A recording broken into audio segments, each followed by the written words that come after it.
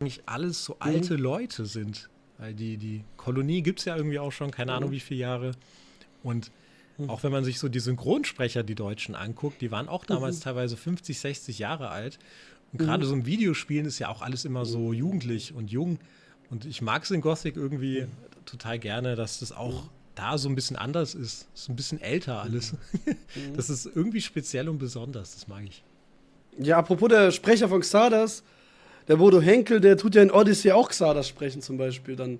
Alles Ach echt, dort. haben die sich den gegönnt? Ja, die haben den Wow. originalen Sprecher dort reingeholt. Das ist richtig cool. Krass, das ist, glaube ich, auch nicht ganz billig. Der macht das bestimmt zu einem guten Preis, aber der macht es auch nicht umsonst, Bodo Henkel. Finde ich cool. Ich weiß dass nicht, ob sie es da das was gemacht haben. gekostet hat oder nicht. Aber auf jeden Fall Bodo Ja. Henkel, wie gesagt, der ist wirklich cool. Mega. Ich mag seine cool. Stimme, ja. Genau. Den trifft man auch immer mal wieder an, wenn man so Videospiele, die aus Deutschland kommen, von frühen 2000ern spielt. Ich bin letztens auch irgendwann über ihn gestolpert, aber ich weiß nicht mehr, in welchem Spiel. Das ist dann auch lustig, weil der hat ja so eine mega markante Stimme. Ja. Ich finde, Bodo Henkel hörst du und du weißt sofort, Alter, Bodo Henkel. Risen 1, der Intro auch direkt am Anfang. Ja, genau. Ja, ist auch sofort gewusst, der Xardas Erzähler. Stimme. Toll. So, der hat einfach so Ja. eine markante Stimme. Das ist Ja. cool. Ja, und überhaupt die Synchro ist von Gothic auch mega besonders. Vielleicht auch gerade deshalb, weil nicht so viel Geld da war, weil die hatten halt nicht diese typischen Stimmen, die man aus 1000 Hollywood-Filmen kennt. Das finde ich irgendwie auch schön. Ich kannte keine Stimme. Ich habe Gothic 1 gespielt und ich kannte keine Stimme. Normal spielst du irgendwas und denkst, kommt mir bekannt vor. Das ist doch hier der Robert De Niro oder so. Und dann und bei Gothic, das war ja auch dadurch, wirkt es ja auch glaubwürdiger. Wenn man die Stimme schon 1000-mal gehört hat, dann kommt einem das auch nicht so fremd vor, die Welt, als wenn da irgendwelche fremden Stimmen sind. Ich finde, das ist eigentlich was man öfter machen sollte. Lieber ein bisschen schlechtere Schauspieler, aber dafür frische Stimmen. Ich glaube, das gibt einer Welt tatsächlich auch mehr Glaubwürdigkeit. Auf jeden Fall. Und nicht immer so dieselben Stimmen. Ah ja, das ist auch der da. Ah nee, das ist der Gute aus dem Spiel eigentlich. Und der ist hier böse oder was weiß ich, keine Ahnung. Ja, genau. Man hat ja auch dann gleich so andere im Kopf und so. Ja. Aber mit der Charakterentwicklung von Xardas, man findet es sehr interessant. Am Anfang denkt man, der will so helfen, die Barriere sozusagen wegzubekommen, dies, das. Dann findet man heraus, dass er ja es einfach nicht geschafft hat, zum Beispiel. Also im zweiten Teil findest du ja am Ende heraus einfach, dass er es nicht geschafft hat, damals beim Schläfer die Macht an sich zu nehmen. Das war ja sein Plan eigentlich. Und in Gothic 2 schafft er es ja, dann sozusagen die Macht des untoten Drachen an sich zu nehmen. Und am Ende von Gothic 2, wenn man Gothic 3 noch nicht gespielt hat, dann denkt man sich ja so, oh nee, was habe ich da jetzt gemacht? Habe ich jetzt den neuen Bösewicht erschaffen? Der hat jetzt die Macht von Belia, er will der erwählte Belia sein und dies, das. Und ja, dann sagt er so, er dient nicht Innos, er dient nicht Belia, er dient niemanden sozusagen, auch nicht Adanos oder so. Genau, und man denkt halt, dass es vielleicht ein Riesenfehler war und ich glaube, da hätten die auch viel mehr wahrscheinlich gemacht daraus, wenn sie genug Zeit hätten in Gothic 3 zu entwickeln. Ja, voll. Xardas ist voll die Enttäuschung, finde Ja, ich. am Ende, im Gothic dritten 3. Teil schon. Ja. Ich habe in Gothic 2 aufgehört und gedacht, ja, krass. Ich war ein bisschen pisst, weil es auch so eine Art Cliffhanger war. Ja. Ich dachte jetzt so, Alter, jetzt komm schon.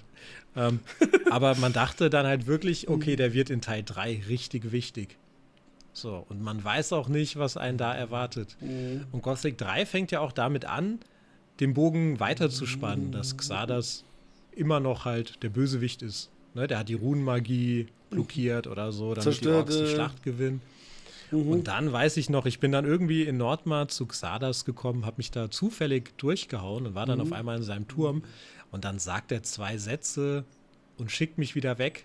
Weißt du, das war allein diese erste Begegnung, da hat er einfach nichts gesagt. Man denkt, jetzt hat man sich da durchgeschlagen. Man sieht diesen wichtigen Charakter der Reihe das erste Mal und das war einfach so ein Moment zum Wegwerfen. Es war gar nichts Besonderes und das hat sich dann im Spiel auch nicht mehr gelegt. Ich finde, der war halt eigentlich so, zwar wichtig am Ende für die Handlung, aber er war keine coole Figur mehr in Gothic 3. Aber ich glaube, wie du sagst, auch so ein Zeitproblem, dass man da nicht mehr die Zeit hatte, genug coole Dialoge zu schreiben, das alles ein bisschen zu vertiefen.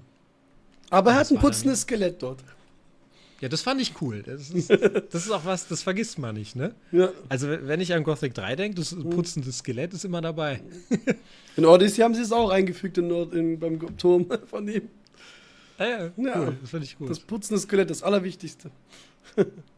Ja, aber auch der Turm, wenn ich jetzt so drüber nachdenke. In Gothic 3 kommt man in den Turm der von außen ganz cool aussieht, aber von innen eigentlich gar keinen Sinn Richtig macht. klein. Ja. Einfach nur hoch. Aber es gibt nur ein Stockwerk halt. Ja. Und in den anderen Teilen, da war das ein richtiger Turm halt. Da konntest du dann Ja, hochgehen. Bücher, Regale, das, Items, das war alles. dem auch angemessen und auch die ganze Inneneinrichtung, eigentlich der ganze Innenausbau wirkte unfertig auch in Gothic 3. Ja. Das aber fand ich mag wirklich auch Stardust sehr an cool. sich, aber ich muss auch sagen, ich habe jetzt noch keine Lore-Videos geguckt und wenn man das Spiel einmal nur durchgespielt hat, jedes Spiel, und das jetzt auch schon wieder lange her ist, ich könnte jetzt gar nicht genauso sagen, wie der so tickt und was an dem jetzt so mysteriös ist. Das kommt vielleicht dann so mit den zweiten und ja, vor allem mit den zweiten Durchgängen, wo man dann auch mehr Zeit hat, sich auf die Sachen zu konzentrieren. So. Ja. Aber ich weiß, Xardas gibt es gute Lore-Videos. Vielleicht sollte ich mir mal eins anschauen, um da auch nochmal so Ja, ein die bisschen sind wirklich reinzutauchen. gut. Und in Odyssey tun sie sich um Xardas sehr, sehr groß, sehr viel kümmern um Xardas. So. Da geht es auch sehr viel um Xardas und auch mehr über die Hintergründe, die erzählt wurden in den Spielen. Und die tun dann darauf sozusagen das Vergrößern, sozusagen die Geschichte darüber auch richtig gut. Das fand ich auch wenn das richtig gut toll gemacht eigentlich. wird, finde ich auch cool, wenn Mods da so gut ansetzen und auch irgendwie dem Kanon treu sind. Und das jetzt nicht irgendwie so ein bisschen seltsam wird und in alle Richtungen geht, nur nicht in die richtige. Aber Ja, wie sonst gesagt, es passt. gerne. Also es passt zumindest, was sie daraus gemacht haben bei ihm. Ja, das passt auf jeden Fall. Ja, und wenn der halt auch von Bodo Henkel gesprochen wird, ist halt Jackpot. Ja, Also super wirklich. Das ist groß. Das ist wirklich richtig groß. Ja, auf jeden Fall. Okay. Wir haben ja gerade eben schon den namenlosen Helden angeschnitten, wie seine Entwicklung so ist, aber so an sich als Charakter? Was würdest du sagen? Ich würde sagen, er ist halt quasi ich auch so ein bisschen. Ne? Also nicht in dem Sinne, dass ich so bin wie er in Wirklichkeit, sondern er ist ja so ein bisschen, was man aus ihm macht auch. Mutig aber auf jeden Fall. Ne? Ich glaube, großmäulig ist er ja trotzdem irgendwie. Man hat, Ja, zwar auf jeden gewisse Fall. man hat zwar gewisse Dialogoptionen, aber da sind dann doch relativ oft Großmäulige dabei und die Art und Weise, wie er es sagt, ist ja auch immer so ein bisschen frech.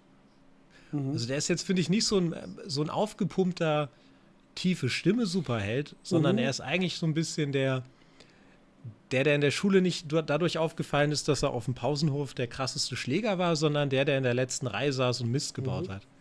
So, ich finde, das ist eigentlich ein cooler Charakter, weil er irgendwie so normal ist. Der ist jetzt nicht so übermenschlich muskulös oder so ein Rambo, wie man es tausendmal gesehen hat, sondern ist einfach so ein frecher Typ. Vielleicht so einer, wie man gerne wäre auch.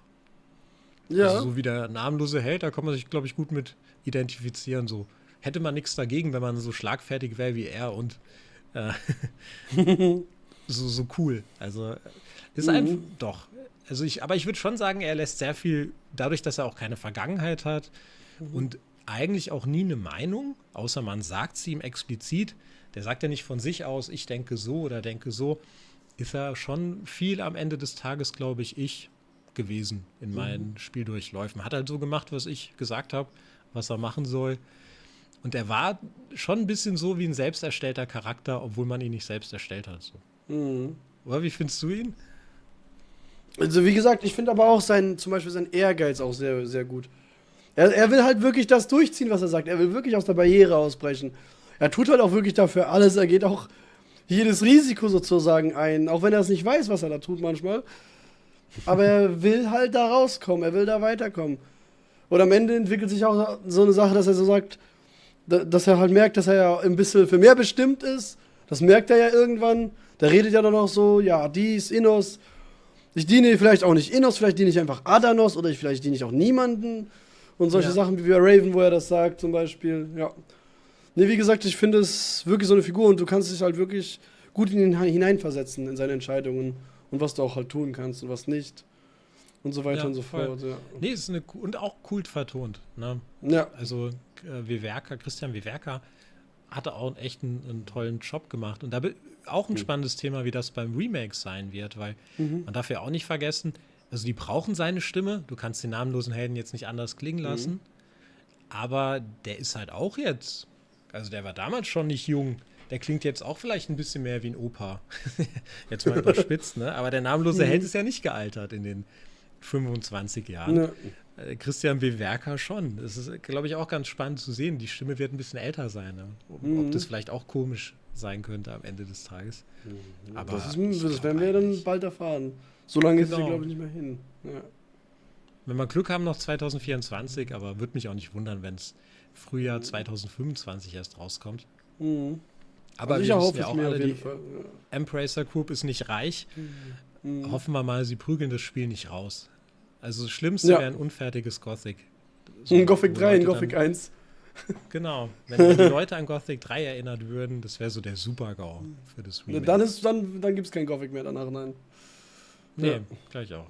Wagt sich auch keiner mehr dran dann. Mhm. Mike Hoge habe ich neulich gesehen, der war in Barcelona bei dem Entwicklerstudio bei Alkima Interactive und der durfte ein bisschen was sehen von dem Gothic Remake. Mike Hoge sagt, das sieht super aus, gefällt ihm sehr gut, aber der spannende Punkt ist, gibt man denen Zeit? Also, ne, als er gefragt hatte, was er glaubt, wie es wird, hat er gesagt, wenn man ihnen die Zeit gibt, die sie brauchen, wird es gut. Man hat auch richtig gemerkt, er weiß, wie Publisher drauf sind und wie oft er in seinem Leben schon irgendwie gedrängt wurde, was rauszubringen. Dass man das Gefühl hat, er hat auch so ein kleines Trauma und dann hat er mehrmals betont, wenn sie die Zeit kriegen, die sie brauchen, es sieht gut aus. Aber am Ende des Tages kann es trotzdem ein kaputtes Spiel sein, wenn es zu früh auf den Markt gebracht wird. Ja, das auf jeden Fall. Das ist vollkommen klar, leider. Also ich hoffe wirklich, dass es dann genug Zeit dafür gibt. Und wenn das dann klappt, wird es ja auch einen zweiten Teil und auch einen dritten Teil irgendwann geben. Im Optimalfall. Und dann kommt damit das Arcania Remake. Oh, nein, nicht ein Remake, was anderes, eine ganz andere Geschichte, bitte. Sie haben die Rechte, also können Sie bitte das liegen lassen im Grab und gut ist. Ja, das wird auch keiner anfassen. Das genau, zu hart. Niemals.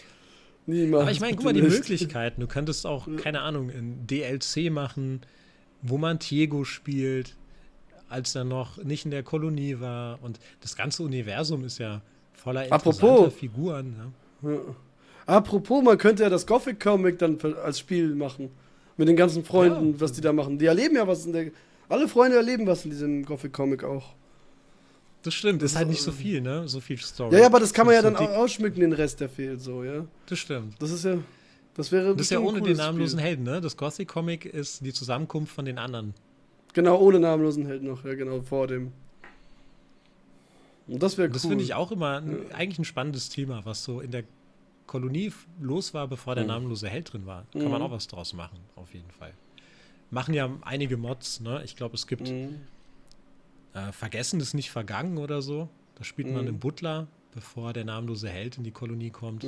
Ist dann halt auch so im alten Lager unterwegs. Und ich finde es so als Setting oder als grundsätzliche Zeit, in der sowas spielt, immer interessant. Was war so vorher los?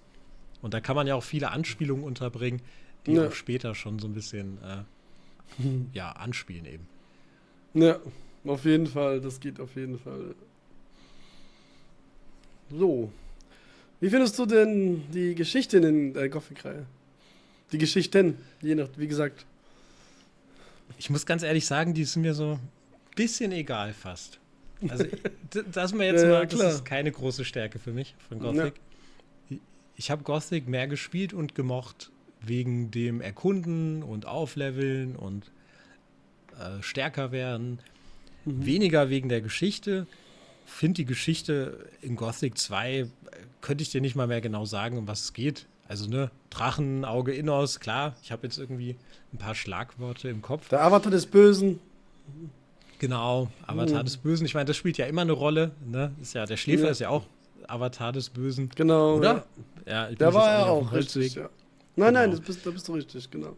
Und fand aber da tatsächlich Gothic 1 am stärksten, weil der Schläfer so als großer Antagonist, der irgendwie von einer Fraktion noch so angebetet wird, die so ein bisschen crazy ist mit ihrem Kiffen und dann stellt sich später heraus, die hatten sogar irgendwie recht, auf eine Art, ne? Also da gibt es wirklich etwas, zu dem die gebetet haben und ich fand also so Gothic 1 insgesamt, wie sie auch die Fraktionen in die Geschichte und so eingewoben haben, am passendsten und auch am coolsten. Und auch den Schläfer habe ich irgendwie in guter Erinnerung, obwohl der bei mir komplett kaputt war.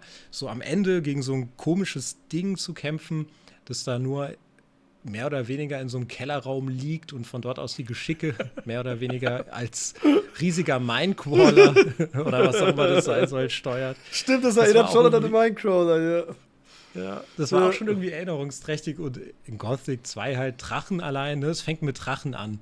Der erste Satz, Xardas, ich glaube sogar in der Erzählung vorher, bevor man spielt, und es gab Drachen. Da habe ich schon kurz gedacht, okay, Drachen, na gut. Und die Kämpfe gegen die Drachen waren dann auch scheiße. In Gothic 2 kann ich dir gar nicht mehr so genau sagen, um was es jetzt wirklich ging. Am Ende ist man dann in dieser, wie heißt das? Hallen von Erdorat.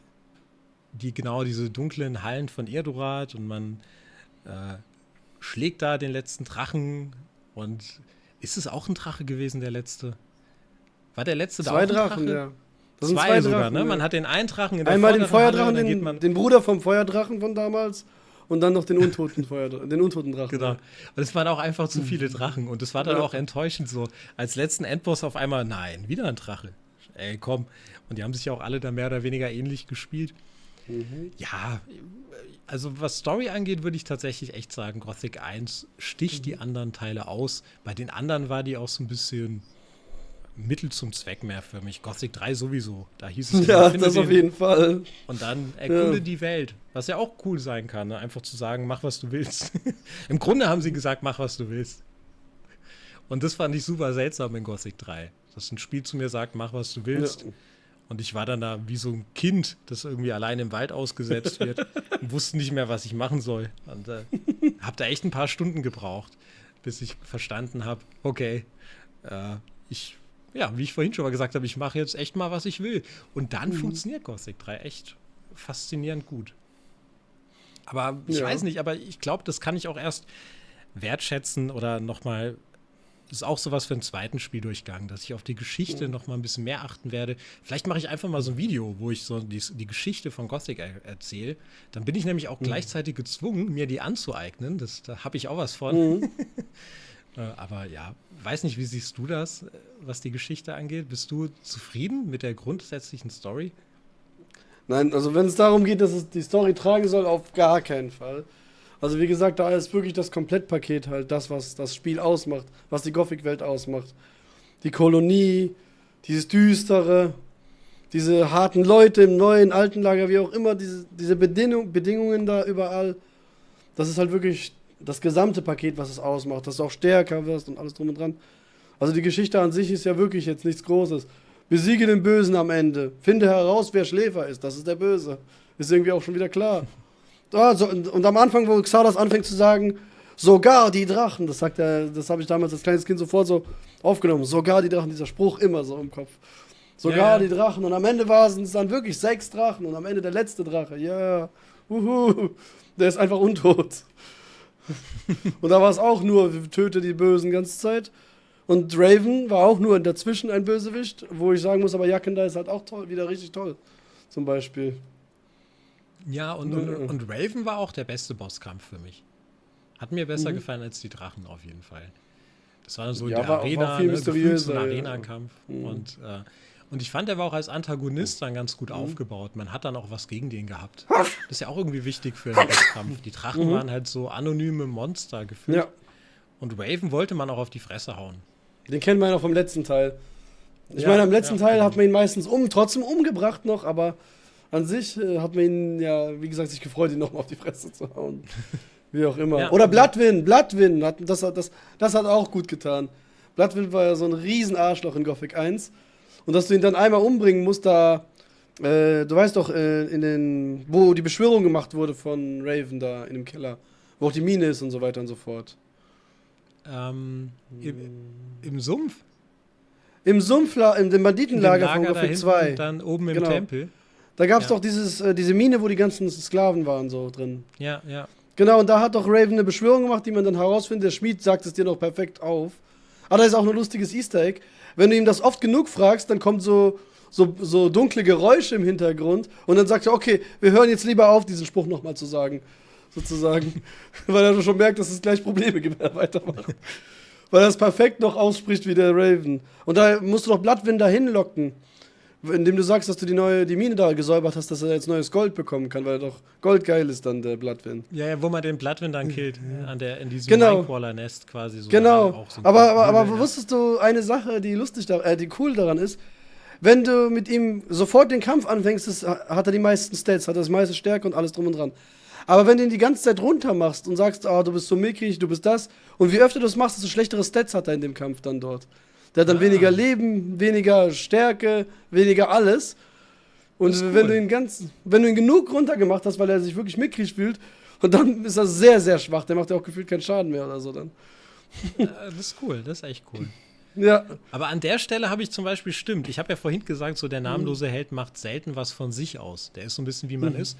Und an die Stelle mit Bloodwind hat mich ein bisschen gestört, weil er dann zwangsläufig, wenn man Bloodwind lootet, seinen Kopf nimmt. In dem Moment wird er ja echt barbarisch kurz, ne? Man sagt ihm ja nicht, jetzt schneid ihm den Kopf ab, so, sondern der macht es einfach. Und das hat für mich so ein bisschen gebrochen. Das war auf einmal nicht mehr so mein Dude. So, was bist du für ein Freak, Alter, ja? Apropos. Das war halt, das war so ein Moment, finde ich, wo sie so ein bisschen aus der Rolle ausgebrochen sind, dass der namenlose Held mehr so die eigene Projektionsfläche ist, wo man sagt, hey, sei mal so wie ich jetzt. Weißt du, was lustig ist an dem Kopf noch? Du nimmst den Kopf mit, du zeigst es denen. Wenn du den Kopf wieder mitnimmst danach und im 6. Kapitel dir den Kopf im Inventar ansiehst, ist es nicht mehr ein normaler Kopf, sondern ein verfaulter Kopf. Ah, okay. Das ist ein lustiges Detail, ja. Cool, einfach ein verfaulter Kopf. So richtig, okay, ja gut, der fault natürlich irgendwann. Wenn du ihn die ganze Zeit im Rucksack dabei hast und nicht weg hast, das ist richtig cool auch. Auch wenn das scheiße ist in der Situation, wie du schon gesagt hast. Aber das genau, wir das Detail gedacht haben. Geachtet wurde in manchen Sachen und das ist sehr, sehr detailverliebt einfach. Und sowas, finde ich, macht dann auch Spiele aus, wo man halt merkt, es steckt Seele drin. Die gehen auch mal einen extra Meter. Die meisten werden wahrscheinlich gar nicht merken, so wie ich, dass da ein verfaulter Kopf ist. Man macht es trotzdem. Die keine Ahnung, halbe Stunde Arbeit oder Stunde, weiß nicht, was das dann kostet. Aber das ist ja so das, woran man auch so Seele erkennt. Das finde ich immer an Spielen wichtig. Die dürfen auch ein bisschen kaputt sein, wenn ich das Gefühl habe, da hat jetzt jemand wirklich sein Innerstes ausgeschüttet und hat richtig Bock drauf gehabt. Aber wenn halt ein Spiel von der Stange ist und dann auch noch kaputt, dann ist es halt nicht mehr zu entschuldigen. Ja, es gibt auch noch eine lustige Sache beim Auge Innos. Wenn du das Auge Innos irgendwie aus Versehen verkaufst oder irgendwo ablegst und dann danach zu den Hallen von Indorad fährst, liegt dann in der Truhe da, in deiner eigenen Truhe da drin, nee, nicht in deiner Truhe oder bei Vatras da auf dem Tisch, ich weiß es gerade nicht mehr genau, liegt dann so ein Brief drin, wo Xardas reinschreibt, wie dumm bist du eigentlich? Du läufst dahin, du machst das, du tötest die. Und dann vergisst du in die Hallen von Indorad das Auge Innos mitzunehmen. Also, ich weiß nicht, ob ich mich in dir getäuscht habe oder so, sagt er dann so Xardas. Und er hat das Auge Innos dazugelegt, also hat das irgendwo wieder geholt, wo du es halt liegen lassen hast damals. Finde ich aber auch gut, dass sie es machen, weil ich glaube, in Gothic 1 oder 2, das finde ich eher eine Schwäche tatsächlich. Man kann ein bisschen zu leicht Questgegenstände loswerden. So. Ne, man ist dann so am Handeln. Wenn man jetzt nicht so oft so Spiele spielt, wo man alles verkaufen kann, dann nimmt man irgendwie an, man kann alles verkaufen eben. Wenn was wichtig ist, geht's nicht. Und ich glaube, das kann bei Gothic als Anfänger schnell passieren, dass du irgendwas los bist, was du eigentlich brauchst. So. Finde ich dann gut, dass sie einem das Auge Innos zumindest nachtragen noch. Weil da könnte man ja auch nicht mehr rankommen, wenn man in Indorad ist dann. Also bei der Gothic 2 Switch Edition hatte ich jetzt wieder einen Bug im Kopf. Da hatte ich einfach jedes Mal, wenn ich das Auge Innos aufgeladen habe ich das unaufgeladene behalten und dann hatte ich am Ende irgendwie 20 Auge Innosse oder so. Ja, okay. Weil das war ein Bug, der war auch am Anfang. Ich habe es halt direkt bei Release durchgespielt. Das heißt, ich habe immer, wenn es Bugs gab, außer bei Gothic 1, das ist ja nichts wert. Ach so, weiß ich nicht. Das ist ja ein Quest-Item, ja genau, ja. Das war nichts wert, das ist ja egal. Und das wäre jetzt schon extrem Bug-Using, wenn das jetzt viel wert wäre, dann sozusagen 19 Auge Innosse zu verkaufen oder so. Diese Massenware, 8 Paar, die nehmt, ich brauche nicht mehr so viele. Das wäre richtig, ja.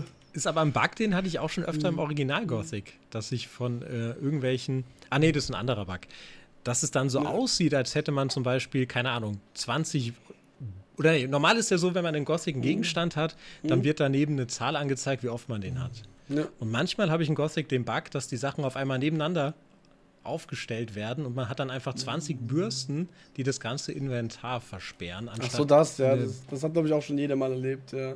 Ne? Das ist Auf auch jeden so Fall. typisch. Das hatte ich irgendwie auch schon mehrmals. Ja. Aber gut, ich finde auch bei Gothic, die Bugs sind ja ganz oft auch was erheiternd ist. So. Ich habe so ein paar Gothic-Bugs gehabt und ich fand, das waren mit die lustigsten Stellen im Spiel. Es hat viel unfreiwilliger Humor, der da bisweilen mitkommt. Und das hat mir dann oft gut gefallen. Solange es das Spiel nicht zerstört, kann das ja gerade auch bei dieser alten Grafik und dann wirkt das alles so ein bisschen, als wäre man in einem Cartoon oder so.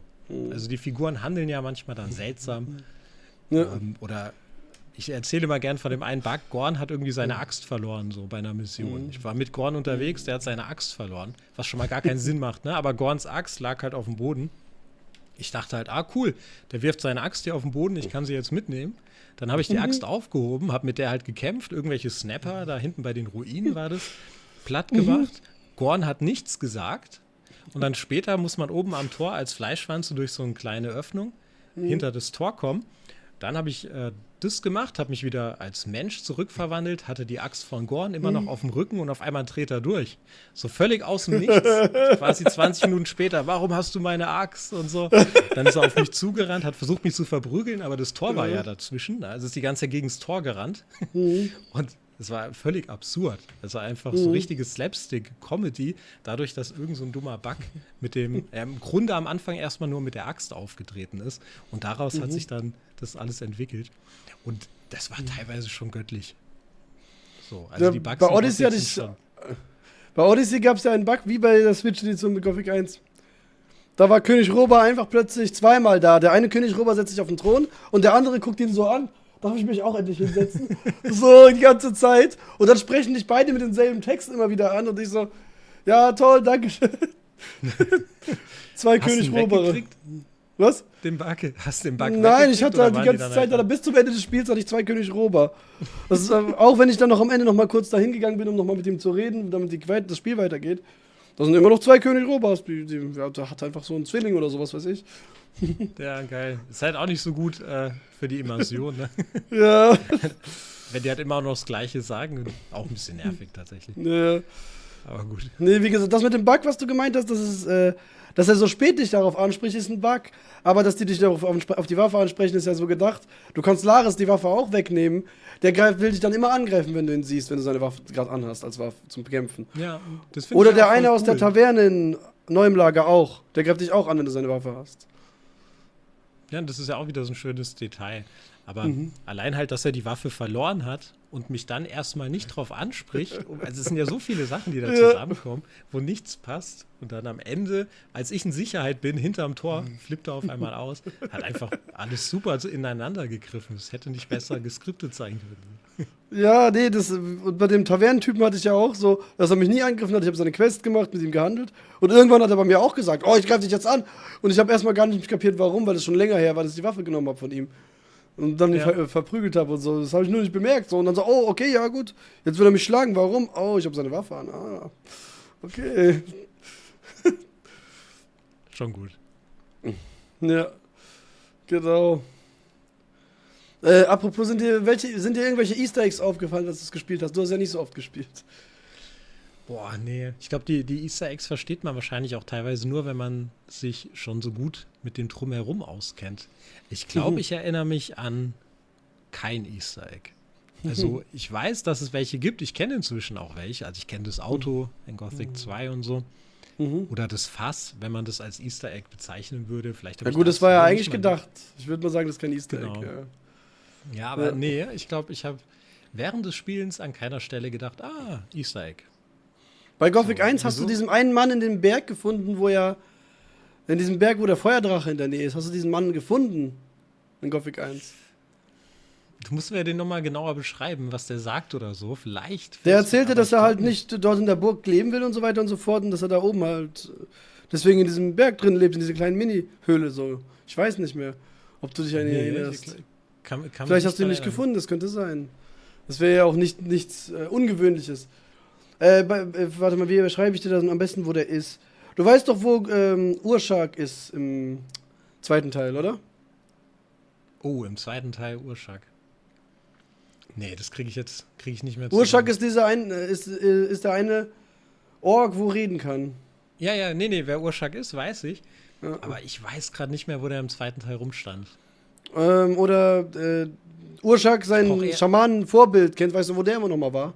Wo man ihn töten muss?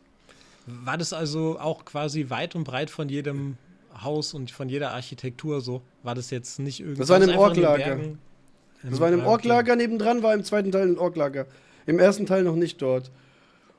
Okay. Ja, na gut, egal, auf jeden Fall da nebendran ist halt da kannst du hochklettern und da kannst du dann in einen ganz kleinen Höheneingang. Und da ist der und der erzählt dir das. Und in Gothic 2 wurde das auch wieder aufgegriffen, da liegt dann in der Truhe ein Zettel drin, wo er dann erzählt, dass er dann jetzt abgehauen ist, wo die Barriere gefallen ist und so weiter und so fort. Ja, okay. Dann auch noch. Bis dann. Das ist auch richtig cool, dass sie daran wieder gedacht haben, dann in dem Spiel so. Ja, das ist eh schön, wenn man so Leuten auch so ein bisschen auf die Schulter klopft, die den ersten Teil gespielt haben und es auf so eine nette Art macht, auf jeden Fall. Ja. Und was für Easter Eggs magst du besonders? Ich finde zum Beispiel die Easter Eggs auf den ganzen Friedhöfen cool, wo die Entwickler ihre eigenen Sprüche reingemacht haben oder einfach Entwicklersprüche oder Entwicklernamen da drin stehen oder irgendwas in der Art. Da stehen auch Spielenamen drin von den Figuren, aber es stehen auch Namen von den ganzen Entwicklern drin oder nur Sprüche von den Entwicklern oder der Name und ein Spruch. Zum Beispiel, das musst du mal beachten, es gibt ja überall Friedhöfe in Gothic 2, musst du mal beachten das nächste Mal. Das ist Ja, wirklich da steht witzig, eine was da Menge, an sich ja. steht, ja. Das ist mir auch, Genau, das ist und mir auch aufgefallen. Teilweise sind es so Floskeln, die während der Entwicklung oft gesagt wurden, irgendwie. Ja. Keine Ahnung. Kommt gleich. Ja, genau. Weil Kai Rosenkranz wahrscheinlich immer gesagt hat bei der Entwicklung, kommt gleich, ich bin gleich soweit oder so. Die haben dann quasi, glaube ich, auch so Sätze angespielt oft, die in der Entwicklung oft gefallen sind. Oder? War das nicht irgendwie sowas? Ja, ja, auf jeden Fall. Und da gab es ja auch So den dunkel. Mighty Alien Dwarf, gibt es auch im Friedhof irgendwo, dass man seine Leiche findet. Mighty Alien Dwarf ist so ein größeres Easter Egg, der immer wieder irgendwo was reinschreibt. Es gibt einen Spruch in Jacken da, wo er auch reinschreibt. Ich glaube, das steht auch im Auto so ein Zettel drauf. Dann hinter der Ork-Palisade in Gothic 2 hat er so ein kleines Schild stehen, wo dann steht, hier sind in wirklich keine Orks, das ist alles nur eine Fassade und so weiter und so fort. Und ihr hättet doch gar keine Angst haben müssen. Und dann steht da unten unterschrieben stimmt. Mighty Das Alien hab ich auch Dwarf. schon gesehen, ja. Der Mighty Alien Dwarf, der mächtige Alienzwerg. So, das ist so dumm. Aber so cool. Ich frage mich, Ja. ob das irgendeine Anspielung ist auf irgendwas anderes, irgendeine Serie Ja, das frage ich oder so. mich Ob's auch. Irgendwo, könnte es irgendwie geben, aber keine Ahnung, ich kenne es nicht. Nee, wie gesagt, also die Easter Eggs sind schon richtig cool. Also, was man dann findet, was man dann sieht. Das ist wirklich schon toll. Ja. Vor allem, wenn man auch belohnt wird für sehr starkes Erkunden. Oft sind die ja Ja. auch dann an Orten, wo man nur hinkommt, wenn man wirklich nochmal irgendwo hochklettert, wo eigentlich kein Mensch mehr hochklettert. So. Das finde ich dann auch immer cool. Ich finde, es gehört auch zu so einem Spiel dazu, dass man manchmal an Orte geht, wo man denkt, man soll eigentlich gar nicht mehr dahin und dann ist da sogar vielleicht noch irgendwas. Das finde ich immer einen sehr schönen Moment, wenn man für so Klettereinlagen oder so belohnt wird. Ist immer geil. Ja, das ist auf jeden Fall, das ist wirklich super cool. Also wie gesagt, es ist so befüllt, die Welt immer irgendwas zu finden.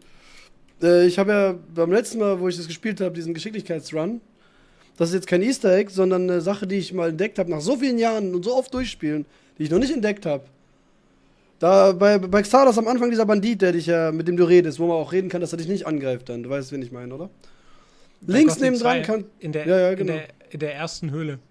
Genau. Quasi. Du kannst links neben dieser ersten Höhle direkt hochklettern und da sind dann ein paar Monster, ein paar Ratten, ein Varan und solche Sachen und ein Amulett, was je nachdem, welcher Gilde du dich anschließt, ein anderes Amulett spawnt. Eins bringt Geschicklichkeit, anderes bringt Stärke. Da sind auch Pflanzen und so weiter und so fort, ein paar Monster. Und das wusste ich noch nie, das habe ich 50 Mal durchspielen nicht gewusst, dass man da am Anfang dieser kleinen Höhle hoch kann und da Sachen findet und so weiter. Und ein paar Monster das und kenn so. ich ja. Und ich weiß nicht, ob du das entdeckt hast damals. Ich hab's nie entdeckt bis ich glaube, jetzt. das habe ich nicht entdeckt. Nee, Und auch ich wenn da hab's ein auch nie Varan ist, entdeckt. wäre ich auch nicht durchgekommen. Na gut, aber die Ja, Ratten das ist kannst ja du töten mal und die Pflanzen einsammeln. Den Varan am Ende Ja. musst du ja nicht töten. Das ist ja für später gedacht, weil da spawnt ja das Amulett dann sobald du dich entschieden hast für Miliz oder für Söldner oder für Magier. Magier irgendwas mit Mana, die Söldner kriegen irgendwas mit Geschicklichkeit, waren glaube ich bei den Söldnern und Stärke bei der Miliz, wenn du gehst. Genau. Das heißt, am Anfang ist auch gar kein Amulett da. Genau, das Amulett kommt erst dann. Ja, okay. Aha, verstehe. Aber das kenne ist ich halt auch nicht, wirklich- glaube ich, die Stelle. Aber ja, ich weiß auch nicht mehr alles, was ich gesehen habe. Ja. Ne? Das ist jetzt auch schon wieder 2 Also Jahre ich habe her das nie oder entdeckt nach 50 Mal durchspielen. Also das Wahrscheinlich habe ich's nicht würde jetzt nicht entdeckt, wunderlich sein. Da Ja, hochzuklettern, denke ich denkt man auch nicht daran. Ich habe vieles entdeckt damals, aber da hochzuklettern, links nebendran, das sieht gar nicht danach aus, dass man da irgendwie hoch soll oder irgendwas. Aber es geht und dann siehst du, das sind Sachen und Bäume und das. auch. Ja, das ist genau das, ja. Das ist dann geil, wenn man dafür belohnt wird, dass man so einen verrückten Weg gegangen ist. Ja, ich dachte Ja. mir so, ich guck mal nach, vielleicht ist da was. Weil das ist ja nicht mal eine Pflanze, die man aufnehmen kann, sieht man nicht. Erst wenn man wirklich richtig hochgeklettert ist. Wenn da eine Pflanze wäre, würde man ja hochklettern wegen der Pflanze. Aber so denkt man überhaupt nicht daran, dass man da hin kann oder hin sollte. Vielleicht mal. Ja. Voll gut. Ja.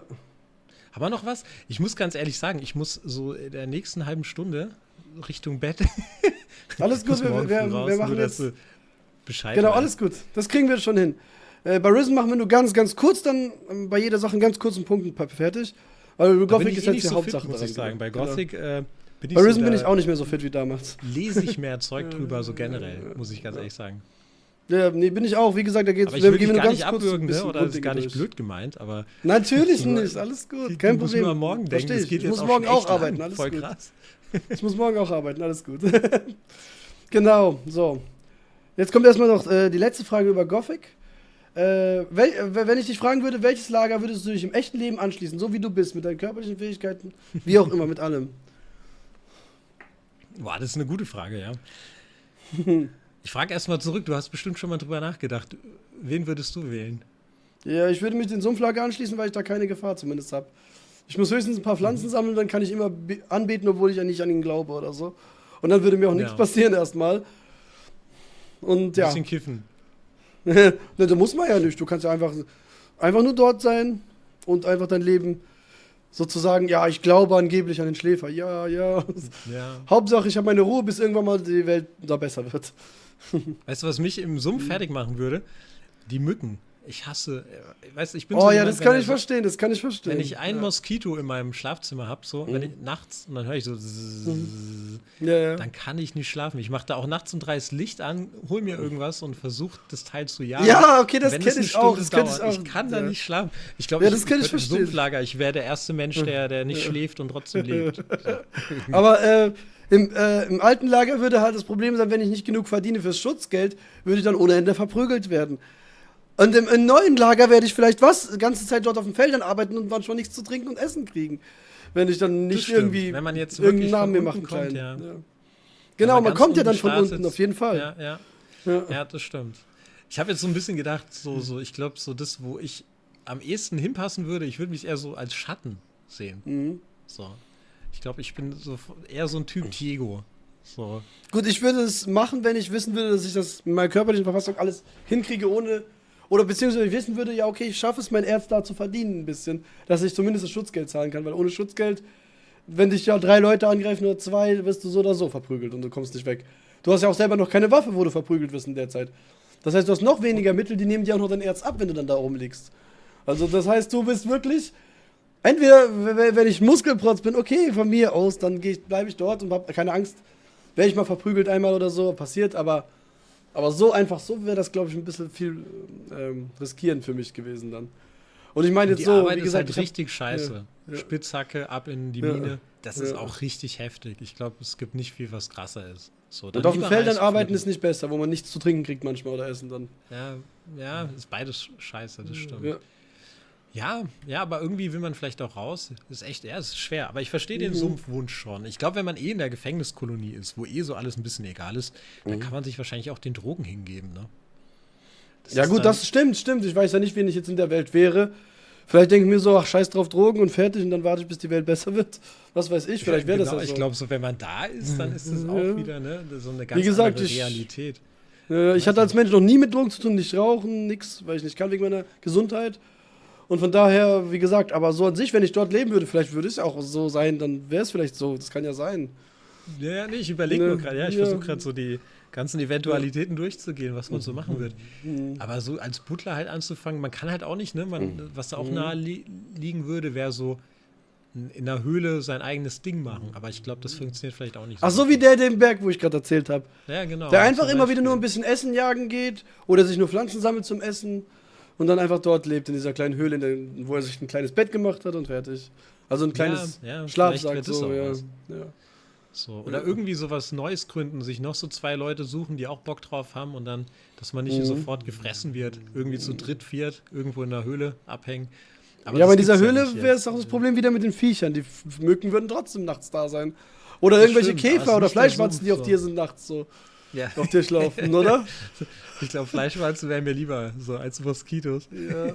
Aber nee, klar. Ja, ich glaube, es gibt überall Probleme. Ich meine, wir können uns darauf einigen, ist es nicht schön, in dieser Welt zu sein eigentlich. Ja. Man will nicht unbedingt... In Gothic 2 ist es einfacher. Aber das geht ja eh...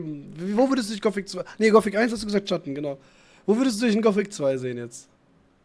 Boah, das finde ich total schwer. Kann man doch was Einfaches wählen? Ich will einfach Bauer werden. Oder kannst du ja, oder nicht? Ja, gell? Also du kannst ja Bauer werden, das ist ja nicht das Problem. Ich überlege gerade, in der Welt ist Bauer, ja, man hat keine Mittelalter, man kann nicht aufsteigen. Man ist dann echt für immer ein Bauer. Ne? Man wird dann nicht irgendwann der Besitzer von einem Bauernhof oder so. Das ist auch schwierig. Nee, da bleiben die Söhne von dem wahrscheinlich, von den ganzen... Genau, du bleibst Bauer.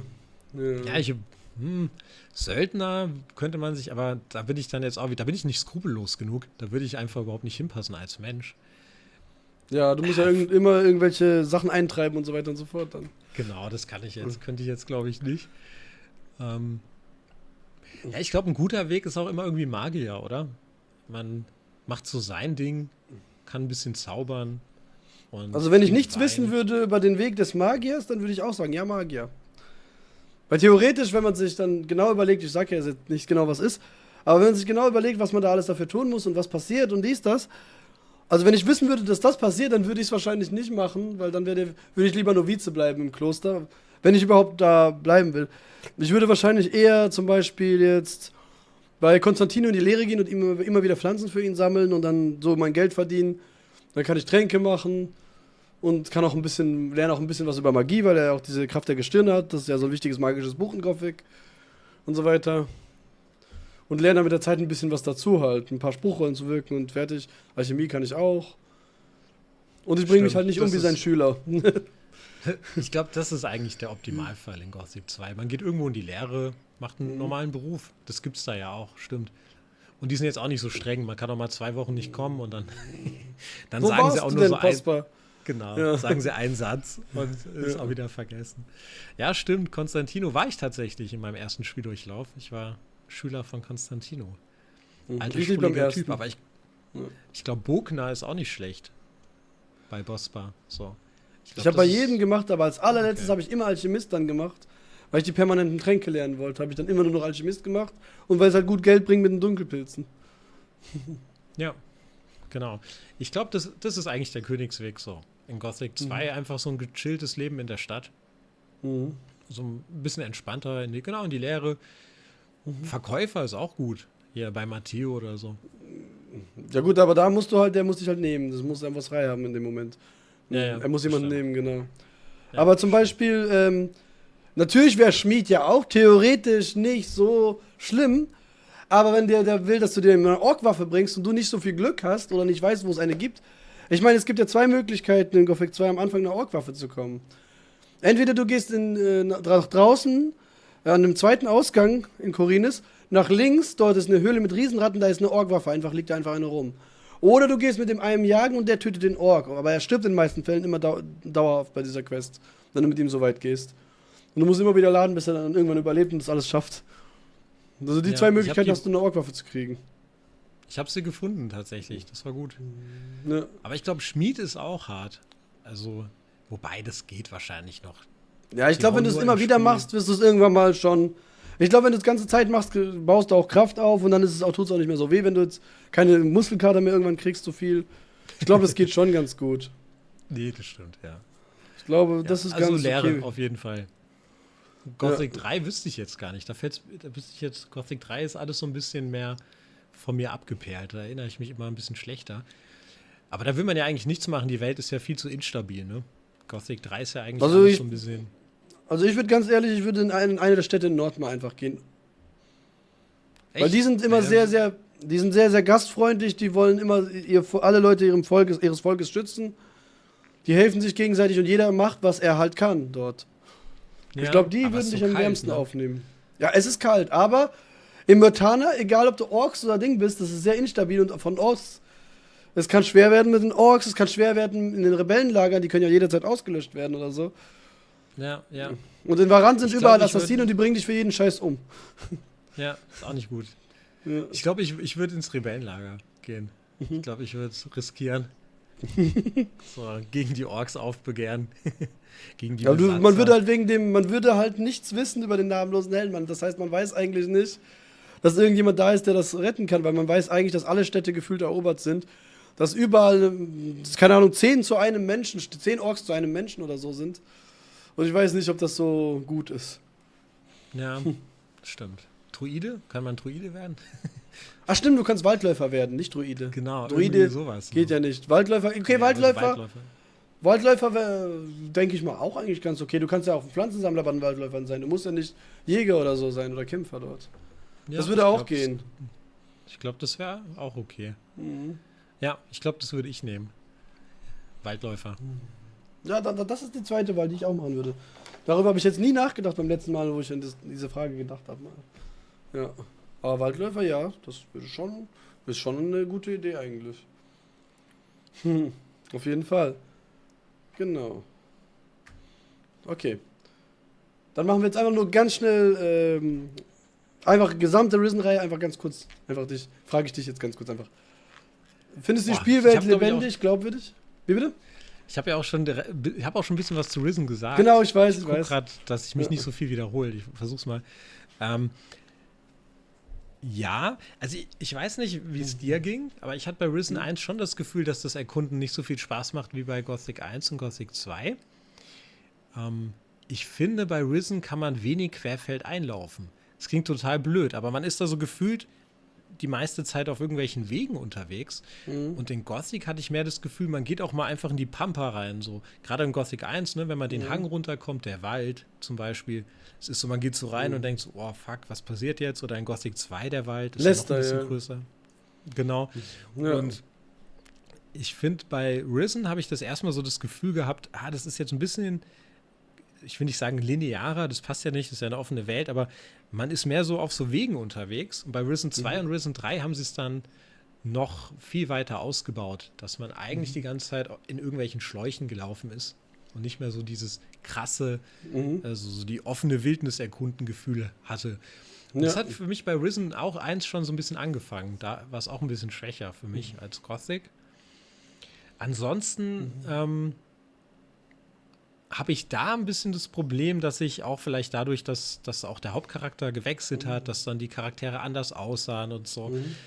Ich habe da jetzt zu den Menschen nicht so eine Bindung aufgebaut wie jetzt in Gothic.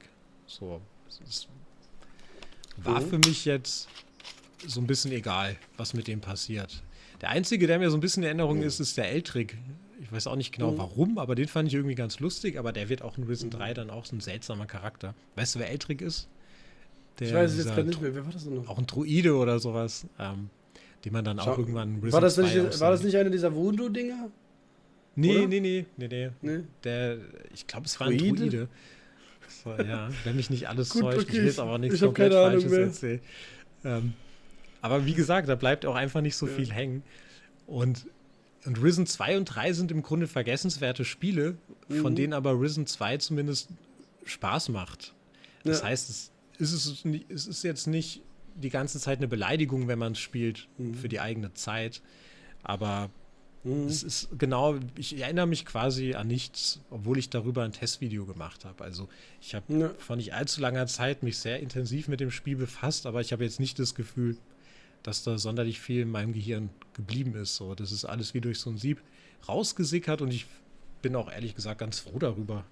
Weiß auch nicht, also Risen 2 und Risen 3 werde ich auch nie wieder spielen. Also da ist es einfach ein bisschen zu langweilig für insgesamt. Risen 1 vielleicht, weil es ein bisschen kürzer ist und weil ich irgendwie vielleicht mal spannend fände, auch was darüber zu machen, wie ähnlich sich Risen 1 und Gothic 1 sind oder so. Halt eher so aus Content-Creator-Sicht würde ich es vielleicht nochmal spielen.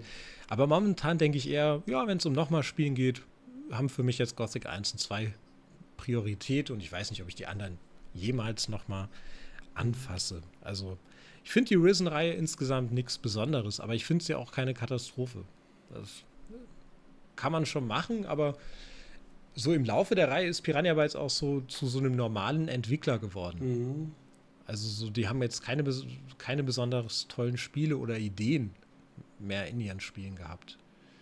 Wie stehst du dazu, zu Risen? Hast du die Teile auch mehrmals gespielt? Oder ist es bei dir Also auch ich habe so, dass Risen du's 1, ich habe Risen 1 zweimal damals durchgespielt als Kind, wo es rauskam. Einmal habe ich es als Bandit als erstes durchgespielt. Also, ja doch, war es Banditen, doch, das waren Banditen, ja, genau. Einmal als Bandit durchgespielt und danach wurde ich versehentlich gefangen von diesen in der Stadt, in der Hafenstadt, weil ich nicht aufgepasst habe. Dann wurde ich gefangen und wurde in die Ding geschickt, in diese Kirche dort. Vulkanfestung, ne? Genau, Vulkanfestung, richtig. Und dann habe ich durfte man entscheiden, ob man den Krieger wird, wie heißen die Krieger nochmal, egal, oder Magier. Und ich habe mich dann für Magier entschieden. Und habe es nochmal als Magier fast durchgespielt, aber so gegen Ende hatte ich keine Lust mehr. So, Magie hat ein bisschen Spaß gemacht, aber ich hatte dann ganz am Ende keine Lust mehr, das ganz fertig zu spielen. Also auch wirklich schon da, wo man nur noch kämpft und nur noch durch diese Höhlen geht, wo du ja auch schon vorhin erwähnt hast. Wie gesagt, da hatte ich dann keinen Bock mehr. Ja. Und es war auch schwerer als Magier, deutlich schwerer. Ja. Ich glaube, die Geschichte ist auch am geilsten wahrscheinlich, wenn man in die Vulkanfestung verschleppt wird und dann genau, das ist mir passiert, ausgebildet wird. Ja. Das hat dann nochmal so einen Höhepunkt. Das ist was anderes, als wenn man Twist, Bandit ist. Ich war Bandit. Ist genauso wie Gothic 1 am stärksten ist von der Story, wenn man im alten Lager ist. Also ich habe es im Nachhinein bereut, dass ich im neuen Lager war, weil der Twist ist ja viel schwächer, wenn man im neuen Lager ist.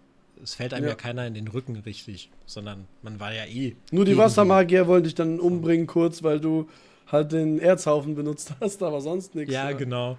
Aber das passiert ja auch im auch im alten Lager, ja. Sozusagen. Die Geschichte verliert auf jeden Fall, wenn man nicht im alten Lager ist. Das heißt, auch wenn ich es nochmal spiele, werde ich auch das alte Lager nehmen. Und am allerwenigsten hat man aber theoretisch im Sumpflager. Wie bitte? Am Sumpflager hat man aber wahrscheinlich am allerwenigsten Twist sozusagen dann. Weil die sind ja immer gut mit dir, egal was passiert. Da ist auch niemand böse weiß jemals ich gar nicht, was dann passiert. Fällt einem, was passiert denn mit denen, wenn der Twist ist? Keine Ahnung.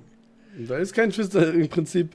Also nicht wirklich viel Twist, außer dass Koranga dann der Führer ist, dann von den ganzen Lager dann am Ende. Weil er dann sozusagen der Nächste wäre danach und alle mögen ihn und dies, das. Die Quests sind ja auch jetzt nichts Besonderes. Das eine Mal musst du dann halt Sumpfkraut zu Raven bringen und sowas und der gibt es dann dem Gomez und so weiter und so fort. Und solche Sachen halt. Also nichts Besonderes eigentlich am Ende.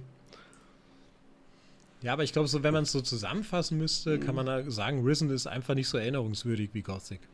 Gothic hat so das besondere Etwas, das sie zu Spiel macht, an die man gerne denkt und an die man überhaupt denkt. Und ich finde, das fehlt Risen komplett. Also, auch weil Risen 1 halt ja wie Gothic schon ist und es hat ja immer einen anderen Effekt, wenn man was das dritte Mal macht, als wenn man was das erste Mal macht. Ja. Und genau, wie gesagt, bei Risen erinnere ich mich mehr an die Easter Eggs, so ein bisschen. Mehr nicht eigentlich. So richtig. Wie zum Beispiel, dass das Skelett Fred heißt immer. Dass man beschwören kann. Ja, stimmt. Immer Fred. Und das mit Mut dann im dritten Teil war auch lustig, aber sonst nicht viel. Und gut, die Leuchtturmwärter hießen auch wieder immer Jack, auch in Alex hießen die Jack. Und Alex heißen die auch Jack, ja. Ich fand es auch ganz spannend, in Risen zu gucken, inwieweit man erkennt, dass man im selben Universum ist vielleicht. Weil es gibt ja schon auch viele Überschneidungen. Es ist eigentlich klar, dass man im selben Universum ist. Und wie sie das so mehr oder weniger heimlich dann eingebaut haben, finde ich dann auch interessant. Ist auch ein Video wert. Oh Gott, man denkt immer, das ist so schlimm. Ich denke immer, kann man darüber ein Video machen. Ja, natürlich. Ja. Komplett verständlich. Genau. Kampfsystem, erster Teil, zweiter, dritter? Fand ich tatsächlich, also zweiter und dritter war zu leicht und zu random, aber ich fand, das Kämpfen ging immer, oder? Ging das immer gut von der Hand? Ich muss mal überlegen. Also Risen 1 hat es mir Spaß gemacht. Das weiß ich auf jeden Fall. Das Kampfsystem war solide. Es hatte auch nicht so eine, ich glaube, das hatte einen Ausweichschritt. Keine Ausweichrolle. Das fand ich schon mal gut. Ja. Es hatte ein bisschen Schwere drin. Man hat nicht das Gefühl, man ist jetzt auf einmal so ein Superheld, der so durch die Welt fliegt, mehr oder weniger. Das hat mir gut gefallen, weil das auch sich in gewisser Weise besonders anfühlt noch. Risen 2, ich weiß, dass ich ganz gerne gekämpft habe, aber es war so ein stinknormales Kampfsystem. Hat aber Ja, für du hast mich irgendwie immer nur die funktioniert. ganze Zeit mit diesem Ding, mit der Machete und Genau, und dann Ja, wegrollen. was auch Ich glaube, immer. das war dann auch Ja. mit Rolle und so. so. Ja. Und Risen 3 war mir halt einfach viel zu einfach. Da hatte ich dann so ein bisschen Arcania-Vibes. Bei Arcania Mhm. sieht es auch alles schön aus, wie man kämpft. Das Kampfsystem ist jetzt nicht schlecht animiert, aber es macht einfach gar keinen Spaß, weil man sich einfach Nein. überall so durchschnetzelt und Ja, ich gar erinnere mich, als nichts Kind hat habe ich das Bedeutung. gespielt. Wow. ja, als Das Kind hab ich könnte als man Kind sich gespielt. vorstellen, vielleicht funktioniert es noch, aber Bei mir hat es nicht Ähm. gut funktioniert. Ich wollte es nur durchspielen, um zu wissen, was passiert. Sonst gab es nichts bei mir da. Das hat mir schon von Ja, Anfang an klar. am Anfang der Charakter schon. Ich habe schon so, oh mein Gott, was ist das denn? nee, ja, voll. Das verstehe ich auch, der Schafhirte. Nee, genau, und ansonsten gibt es über das Kampfsystem auch nicht so viel zu sagen. Habe ich auch nicht mehr viel im Kopf, tatsächlich. Wobei man natürlich auch sagen muss, Gothic ist halt immer auch durch die Mods für mich aktueller. Ich spiele halt regelmäßig Gothic-Mods. Dadurch bin ich auch mit dem ganzen Gameplay die ganze Zeit konfrontiert. Das verschwimmt auch deshalb nicht so stark wie die ganzen Risen-Sachen. Mhm. Vollkommen verständlich, natürlich. Geschwindigkeitsgrad haben wir ja gerade mitbesprochen, haben wir ja schon gesagt.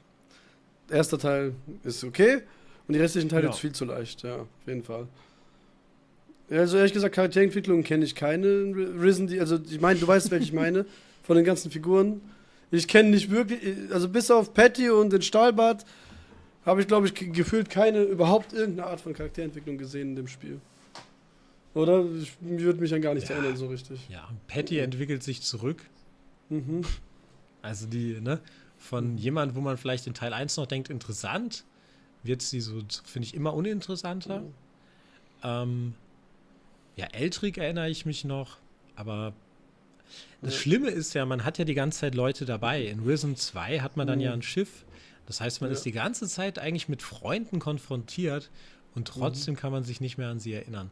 Ah, doch, es gibt in Risen 2 und 3 einen Gnom, den man mitnehmen kann, der die ganze Zeit irgendwelche Sachen klaut und sehr lustig vertont ist. Der ist halt einfach so ein putziger kleiner Gnom, der redet Ja. lustig und Stimmt, die Gnome An waren den- immer schon lustig. Ja. die waren, also auch der war cool. An den erinnere ich mich gern zurück, weiß jetzt aber auch nicht mehr, wie er heißt zum Beispiel. Aber der war zumindest besonders, der hatte ein bisschen Charakter. Und, Aber wenn du mich gerade an das Gnome merkt man. erinnerst, eine Sache erinnere ich mich doch, die ganz cool war. Das war das in Risen 2 oder 3? In einem der 2 Teile gab es ein DLC mit. Wenn man die Special Edition bestellt hat, gab es die DLC direkt mit. Die anderen hatten es erst später, aber auch kostenlos. Die Insel der Diebe, aber ich weiß nicht mehr, ob das im zweiten oder im dritten war. Ja, den habe ich gespielt. Ich glaube, das war im zweiten Teil, wo man am Ende mit dem Floß oder so wegfährt oder irgendwas. Ja, und da in der Wo man Insel in so ist einem ja auch noch irgend so ein kleiner Gnomendorf Boss und so weiter, den man töten muss für die. Und die haben ja auch richtig lustige Quests gehabt. Hol das, tu das. Das war cool. Ja, genau, das war so ein ja. kleines Gnomendorf. Und die sind halt Ja. eigentlich die sind halt mal so ein bisschen anders. Die Ja. waren halt einfach lustig. Die Ja. waren halt, ne? Doch, ist das man ist cool, das ist deren erinnerungswürdig, Gegenwart ist man ja. gern gewesen. So. Ja. Das war doch eine coole Stimmt. Sache, ja. Okay. Genau. Ja, okay. Dann, so, das haben wir auch abgeschlossen. Ja, gut, der Held. Ey, das ist wirklich, weg mit. Weg mit. Ist, Ja. war halt auf einmal auch weg, ne? Also die Risen-Reihe tauscht ja dann den Held aus, auch seltsam ist und nee. Und ach stimmt, das habe ich auch gehasst. Der ist nur noch ein Trunkenbold im dritten Teil, dann, wenn man ihn findet und mit ihm redet. Ja, Der heißt sitzt ja sogar am namenloser Lagerfeuer Held. mit 37 Flaschen leerem Bier oder rum Ja. und labert mal kurz irgendwas an einen ran. Und sagt ja, dass er schon alles gemacht hat, braucht er nichts mehr machen. Jetzt hat er keine Lust mehr. und Ja, so. genau, ja, so war das. Ja, wenn das Aber der auch namenlose da, Held ne? gesagt hätte in Arcania, Alter, dann wäre alles vorbei gewesen. Dann hätte jeder das Spiel noch mehr Gas, als es ist, zum Beispiel. Ja, und das war auch wieder ein Moment, der hat es schlimmer gemacht, weil man Ja. oh, mein Akku ist erschöpft von der Kamera. Steht da jetzt. Oh, jetzt bin ich weg. Ja, ich ich habe es seh's. gerade gesehen. Gut, macht ja nichts. Wir können ja den Rest jetzt mit Ton machen. Genau, das ist kein ohne, Problem. Ohne mein Gesicht, das geht. Oh, dein Mikro hat, Auf jeden glaube ich, Fall. gewechselt gerade. Ich glaube, du hast die ganze Zeit dein Webcam-Mikro benutzt und jetzt wechselt auf dein normales Mikro, weil jetzt hört es sich noch besser an. Oh nein, habe ich jetzt die ganze Zeit. Nee, ich habe. Achso, aber meine Aufnahme, es kann sein, dass du mich über die Webcam gehört hast, aber meine Aufnahme am Computer ist zum Glück über das gute Mikro. Dann ist ja noch besser für mich, dann. Das Ja, ist ja, ja sehr natürlich. Nee, das wird gut klingen am Ende. gut. Ja, sehr schön. Nee, aber das war auch so ein Moment, wo man den Held dann von Risen 1 und 2 trifft, wird man ja auch daran erinnert, dass man in den Teilen davor den cooleren Held hatte. Der war jetzt nicht cool, aber der in Risen 3 ist halt noch schlechter. Und das sind ja so Momente, wo du dir ins eigene Knie schießt, weil du erinnerst jemanden an etwas Besseres, das auch von dir selbst kommt, ja. Es ist ja so, wie wenn dir deine Mutter zu Weihnachten einen Kochlöffel schenkt und dich dann daran erinnert, dass dir letztes Jahr eine Xbox geschenkt hat. Das ist ja scheiße. So. Und irgendwie kannst du ja, das ist einfach blöd. Ja. So, und die Geschichte ist auch nicht erinnerungswürdig, das ist auch, einfach nur Gekloppe, oder? Schwierig, muss ich, das ist, man hüpft dann halt von Insel zu Insel. Aber was da für Piranha-Bytes-Verhältnisse, muss man sagen, ja, die Bosskämpfe in Risen sind auf jeden Fall besser als in Gothic. Am Ende in Risen 1 ist es ja wie so ein Mario-Bosskampf, so ähnlich. So. Du springst von Plattform zu Plattform, schlägst den manchmal und musst ja wegspringen. Ja, der in Risen 1, ja, oh Gott, ja, die waren auch alle banal leicht, die waren auch alle nicht gut, aber ich fand, in Gothic waren sie echt furchtbar. Und in Risen ist man da schon auch kein Risiko eingegangen. Es hat jetzt auch nie eine Dynamik von einem guten Bossfight, aber die sahen zumindest irgendwie ganz cool aus manchmal. Nicht alle, ja, lang nicht alle. In Risen 2 gab es ja auch diese komische Lanze, die man bei dem einen Boss benutzen musste zum Abwerfen. Zum Beispiel. Genau, aber das sind auch alles so Bosse, die machst du auf normal im ersten Versuch weg. Ja. Und das darf eigentlich bei einem Bosskampf sollte jetzt nicht unbedingt die ganze Zeit passieren. Und daran sieht man ja auch die Ausrichtung der Spiele, die halt viel mehr an meine Oma oder so rangetragen wurde. Also es wurde ja voll casual. Ja. So, wie gesagt, Easter Eggs kenne ich keinen in Risen, außer das mit Mutter und so, was ich dir gesagt habe. Und Fred. Das ist klar, das ist ein Easter Egg, fertig. Gut, wo würdest du dich irgendwo in der Risen-Welt anschließen wollen? Also nicht anschließen wollen, leben wollen. Okay. Ganz einfach. Irgendwo, in irgendeiner Fraktion. Irgendwas. Oder in Risen 1. Okay. Also in Risen, irgendwo in der Risen-Welt. Das ist ja eine. Ja, ich überlege gerade so Piraten. Ist auch schwierig. Also ich überlege gerade, es gibt die Banditen, zu denen würde ich jetzt nicht, die sind nämlich im Sumpf, da haben wir wieder das Problem. Zu den Voodoos? Voodoos auch nicht. Ich denke immer so eher an Stadtleben, ne? So ein gemütliches Haus und so wäre schon cool. Man ist ja jetzt auch viel gewohnt. Kann man irgendwas in der Stadt machen? In Risen 1 kommt man ja auch in eine Stadt. Was könnte man denn da machen? Da kannst du ja nicht viel machen, weil da ja im Prinzip so richtige Machtverhältnisse stehen. Banditen, die Kirche, Vulkanfestung, also da kann man nicht viel machen. Die Stadt ist abgeriegelt. Ja. Also ich glaube eher, dass man sagen müsste, dass man irgendeine Stadt in Risen 3 nimmt. Da gibt es ja auch normal lebende Menschen, normal mit Häusern und so. Ich glaube, da irgendwas so eine Stadt. Ich erinnere mich nicht mehr genau danach. Aber da die Stadt, wo man Magier werden kann, glaube ich, da könnte man, glaube ich, ganz gut eigentlich leben auch. Ja, wahrscheinlich irgendwas in Risen 3. Ja. Wenn ich mich noch erinnern würde an irgendwas. Ich weiß von der Welt in Risen. Ich weiß auch nicht mehr. Ich weiß nicht mehr, wie die Stadt heißt, nix.